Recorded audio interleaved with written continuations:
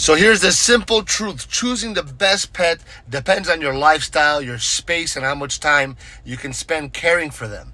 So here's some popular pets and why they might be good for you. So obviously in first place, might be so not so obvious for some, is dogs, known as man's best friend.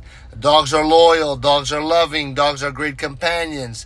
They come in so many sizes and breeds that you can find one that matches your activity level and living space. They need daily exercise, training, and lots of attention. Number 2 is cats. They're independent, but they still enjoy cuddling and playing.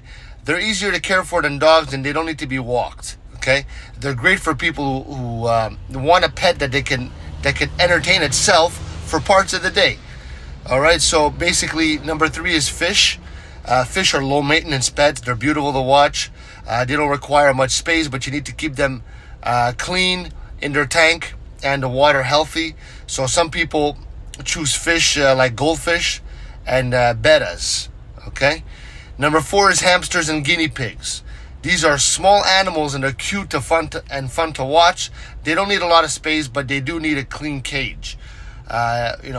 Food, attention. Hamsters are more active at night, while guinea pigs are social and enjoy being around people.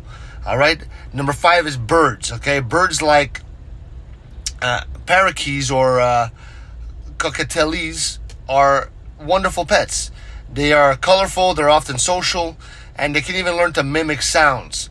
They need a cage, toys, and social interaction. So always choose a pet that fits your lifestyle and make sure that you're good with them. Make sure that you do your research on their cage and everything that you need on them before you're bringing them into your home.